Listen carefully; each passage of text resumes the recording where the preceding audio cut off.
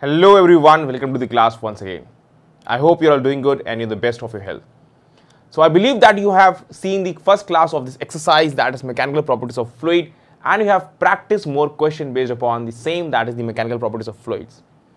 I believe that you are thorough with all the concepts used in this chapter. So after completing the first exercise, let's go to complete the next 5 questions of this exercise, that is from question number 6. We have question number 6 as: a small steel ball falls through a syrup at constant speed of 10 cm per second. If the steel ball is pulled upwards with a force equal to twice its effective weight, how fast will it move upwards? So now you see some important points in this case. We have a small steel ball that falls through a syrup at constant speed of 10 cm per second. That means it's a case of terminal speed. That means it's moving with a constant speed, there is no net acceleration within the steel ball. Next you see, if the steel ball is pulled upwards with a force equal to twice its effective weight. Now it is being pulled upward with a force equal to twice its effective weight. How fast will it move upwards? A 10 cm per second, B 20, C 5, D -5. Now how to comment on the final speed of the object that will be attained while it is moving upwards? See here, the case is of terminal speed, there is no net acceleration. You must be knowing that how to actually comment on the terminal speed. Any object moving through a fluid will attain a terminal speed at one point of time, and from Stokes' law, this is the case. Let's say this is the object which is moving with a constant speed v. The forces acting on this object is its weight W and the buoyant force Fb. Now you see that using these values, we can say that the effective weight, because in question the term has come effective weight. Effective weight will be due to both this, its actual weight in air and its the buoyant force acting on it. So it will be W minus Fb. That is the effective weight. Now we all know that in the case, since it's moving with a constant velocity, a net force will be acting, the viscous force will be acting, that will be cancelling out the effective weight, and that will be acting in the upward direction. Since the body is moving in the downward direction, understand, the viscous force will be acting in the upward direction, and this will actually cancel out the effective weight. From Stokes' law we know that, I am just giving you elaborate method so that you can imagine and understand.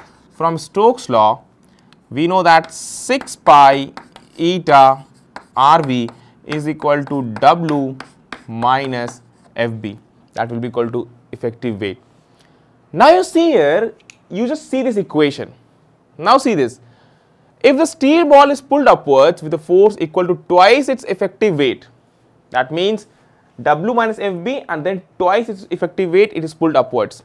Now what forces will be acting in the downward direction? Understand, when it is pulled upwards, the new case will be somewhat like this. You just see this formula, and I believe that you would have taken note of this.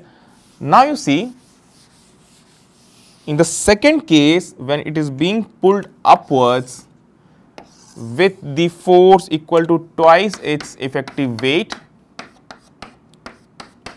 let me show you all here what is happening.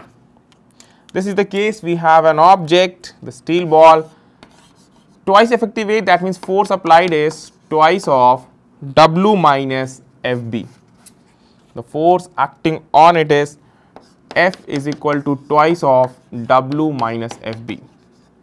Now viscous force, now you see, this is the external force that is applied, and the force that is acting in the downward direction is W still, understand, and along the downward direction the viscous force will be also be acting.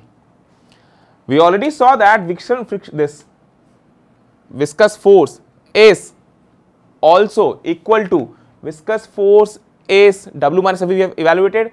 Now again the effective weight acting along the downward direction will be still W minus Fb. So you see here the net force is still, although I have shown here W, the effective weight will be due to W and Fb, because Fb still it will be acting along the upward direction. This is the external force that you have applied. Hence, the resultant of W and Fb is W minus Fb acting downward still, and viscous force will be acting in the downward direction. This is equal to W minus FB, we have already evaluated. Hence, the body will be having no net force. Hence, the body will be having no net force. If no net force is acting on the body, that means the body will be moving with the same speed that we have seen. It will be equal to 10 centimeter per second. That is the terminal speed in this case, because rest of all things are same. So the body with what speed will move upwards? It's 10 centimeter per second. Quite logical question. Seems that it is theoretical question, but you have to apply, you have to think, you have to imagine, and then you have to reach on to the result. It's a very good question, although it seems to be simple, but let me tell you, I've explained you, it might seem to be simple, but it's a very good question. The answer is 10 centimeter per second. The rest all options are incorrect. I believe that you have got to understand how we have solved this question. So this is how you have to approach, you have to think logically, although no equations are employed, but your analysis of the question and solution and your understanding of Stokes' law will only make you to reach on to the answer. So now with Stokes' law understanding, I believe that you would have understood how to use it. Let's go to the next question, question number 7. The excess of pressure inside a soap bubble is twice the excess pressure inside a second soap bubble. So we have soap bubble and we are talking about excess pressure. The volume of the first bubble is n times the volume of the second, where n is A 0.125, B 0.250, C 1 and D 2. Now see here, we all know the formula for excess pressure inside a soap bubble. Excess pressure inside a soap bubble is given as 4S by R. This is what we know, because we have learned that inside a soap bubble it will be equal to 4S by R compared to the pressure outside. It will be X in excess, that is 4S by R, where S is surface tension and R is the radius. The excess of pressure inside a soap bubble is twice the excess pressure inside a second soap bubble. So let us say we have two soap bubbles, one of radius R1 and one of radius R2. I am just drawn relatively that R1 is smaller, but we all don't know whether R1 is larger or R1 is smaller. Now you see here, first of all, we should see that how to relate the excess pressure. It says that it's more, the excess pressure inside the second bubble, it's twice. In the first one, excess pressure is twice. So for the first, if I write P1 will be equal to 4S by R1 and P2 will be equal to 4S by R2, given that P1 is equal to twice of P2, implies that 4S by R1 is equal to twice of 4S by R2. From here, can you comment on the value of R1 and R2? You will get R2 equals to twice of R1. R2 is equal to twice of R1. This is what we got. Now you see here, the volume of the first bubble is n times the volume of the second. The volume of the first bubble is n times the volume of second. So we can write in this way. So n will be equal to V1 by V2, or we can write 4 by 3 pi R1 whole cube upon 4 by 3 pi R2 whole cube. From here clearly you can write n equals to R1 by R2 whole cube. N is equal to R1 by R2 whole cube, and R1 by R2 value is already clear to us. R1 by R2 will get you 1 by 2. So this will be equal to 1 by 2 whole cube. That will be equal to 1 by 8. If 1 by 8, so its answer will be 0.125. That's 0.125 to the ratio. That easily you can check 1 by 8 is 0.125. Option number A, 0.125, yes, that's the right answer. Rest all are incorrect. So because the soap solution is made of the same fluid that we have taken into consideration, that is the same fluid, so we have to use directly the formula for excess pressure, that is 4S by R inside a soap solution. Use it and apply all these steps logically. You are going to get the value of n, that is equal to 0.125. After this, let's go ahead with more practice, with more questions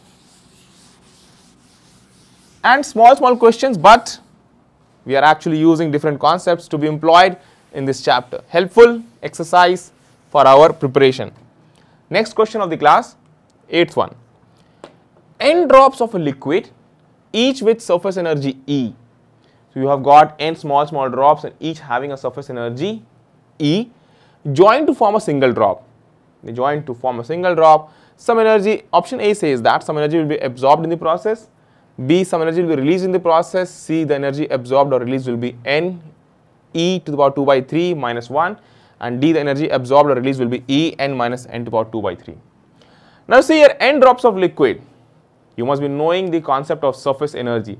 Surface energy is given as surface tension multiplied with area.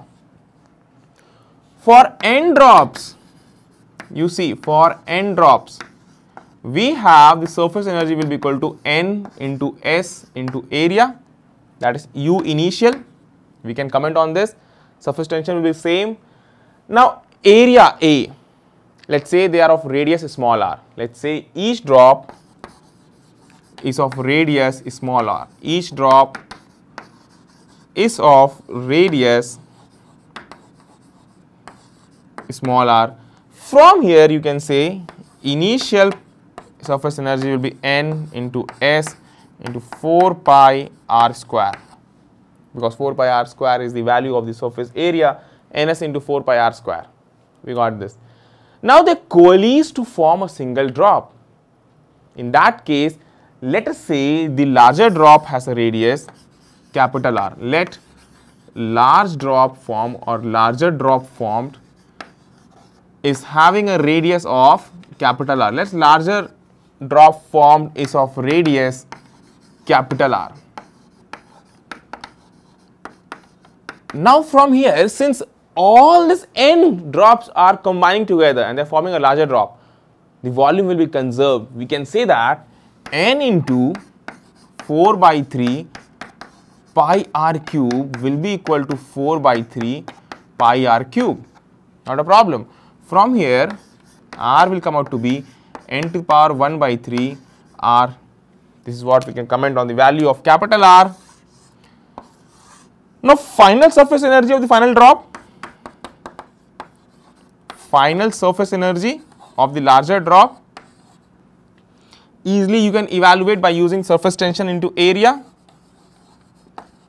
Final surface energy UF is equal to surface energy, that will be equal to surface tension into area final, is equal to S into 4 pi capital R square. From here you are going to get S into, I believe that you can see up till this end, that's not a problem, S into 4 pi capital R square, you are going to get n to the power 2 by 3 multiply with R square. This is the value that you are going to get for the value of final surface energy. Initial surface energy is n into S 4 pi R square, and we got the final surface energy. If we take their difference, see what we are going to get. Let me rub this part. And before that, see here, before that, it's also given that n drops of a liquid each with surface energy E. Each with surface energy E. So if I do S into A initial, that will be equal to S into 4 pi R square. This is given as E.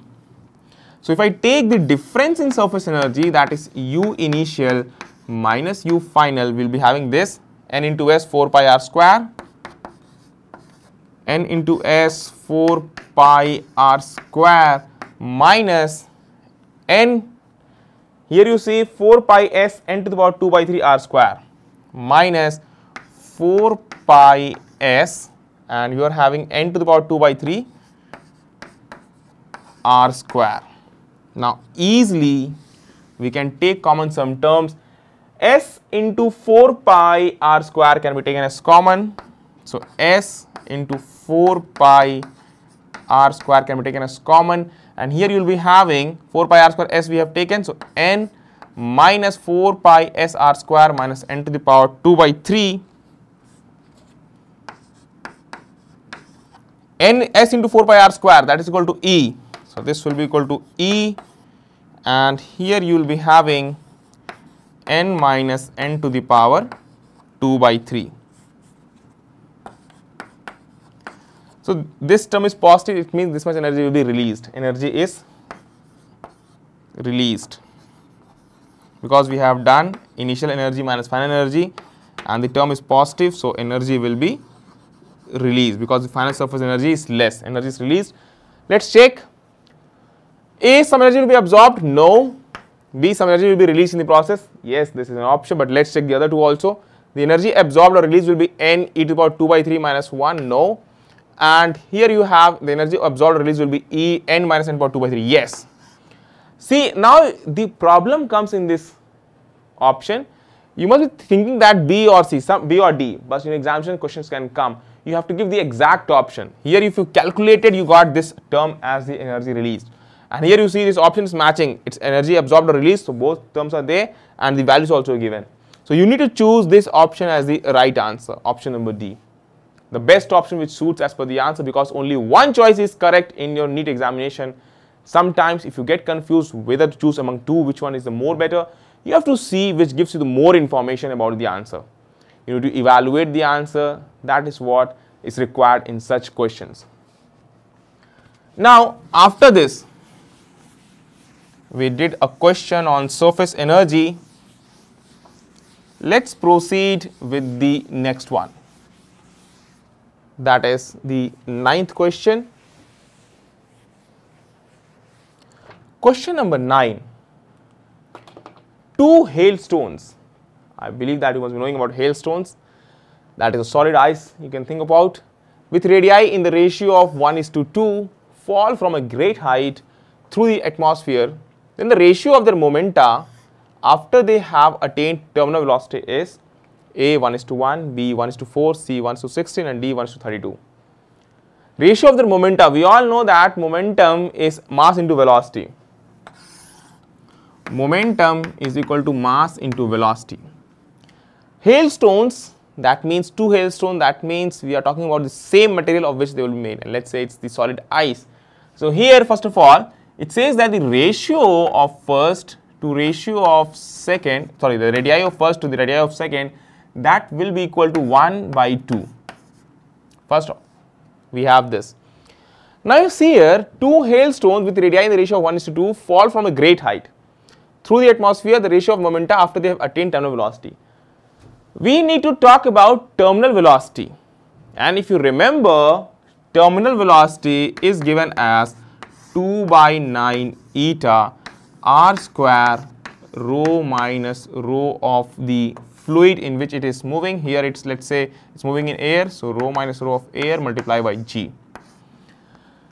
For the two velocities, for the two hailstones, if you want to compare the terminal speeds, you see here they will be proportional to the square of the radius. That is what we can obtain. Rest all things will be constant for both. So velocity is proportional to r square. Eta will be same for the air, rho will be same for hailstone, and rho will be same for air. Rest all same term will be used. Now if I talk about momentum and first of all mass. Mass is what? Mass is volume into density. 4/3 pi r cube multiply with density. This is what we know about the mass. So now if I talk about the momenta, P1 will be equal to m1 into v1, and then we have P2, that will be equal to m2 into v2. The ratio of their momenta, when you talk about the ratio, let's see here. So P1 by P2 will come out to be m1 v1 upon m2 v2. So this will be equal to, v1 by v2 we can write as r1 whole square upon r2 whole square, v1 by v2, and for m1 by m2 we can write r1 whole cube divided by r2 whole cube, because rest of term 4/3 pi into rho, that will be same for both, and v1 is r1 whole square divided by r2 whole square. Clearly you can see that it will be r1 by r2 power 5. r1 by r2 to the power 5, this is what we know. r1 by r2 equals to 1/2. Substitute its value, r1 by r2 is equal to 1/2. So 1/2 to the power 5, that will come out to be 1:32. Clearly the ratio of their momenta will be 1:32. Let's comment on the options. A 1:1 incorrect, B 1:4 incorrect, C 1:16 incorrect, and D 1:32. Right answer is here. I hope that this would have made you understand how to proceed with such kind of question. You need not to write the formula entirely. If you know that velocity is proportional to r square, substitute it. If you know that mass is proportional to r cube, substitute it and directly reach to the answer. Need not to go, and that is where you can save time on such questions. I have given you an elaborate explanation so that your understanding can be clear. But on the day of your examination, if you have practiced more, the formula would be in your mind. Directly put up the formula, directly use the proportionality and get to the answer directly. You can save time on such questions. That will be good practice. And when you practice at home also keep this in mind to save time. This would be really helpful. Let's go to the next question of the class. That is question number 10. A soap bubble in vacuum has a radius of 3 cm. Soap bubble in vacuum has a radius of 3 cm and another soap bubble in vacuum has a radius of 4 cm. If two bubbles coalesce under isothermal condition, then the radius of the new bubble is A 2.3 cm, B 4.5 cm, C 5 cm and D 7 cm. Now in this case, first of all, you see that what we need to apply. We need to think that. It says that a soap bubble in vacuum has a radius of 3 cm. So let me show you all here. Soap bubble in vacuum has a radius of 3 cm. So let me say this is R1. And you have another soap bubble which has a radius of 4 cm. That is R2. Given that R1 is equal to 3 cm and R2 is equal to 4 cm. This is what that has been provided to us. Now if you are thinking that when they coalesce, what will happen? What to use now? Now we all know two things. Either to use the excess pressure formula or surface energy formula. Either to use excess pressure formula or surface energy method. Now which one to use? It's a case in vacuum that is happening, or surface energy method, and isothermal conditions are applied in this case. It says that the statement that it's the both are getting together, they both are coalescing together under isothermal conditions. So what formula to use? So for that, first of all, what you do, you take note of all this, and let me start at the other end. Take note of till here.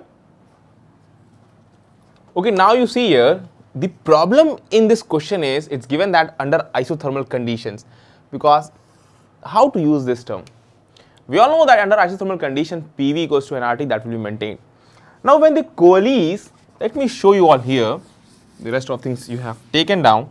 When they coalesce, the air will remain constant, air volume will remain constant. We all can say that pressure into volume, this will be maintained, because PV equals to nRT, we know that PV equals to nRT, and here it will be equal to PV is equal to P1 V1 plus P2 V2.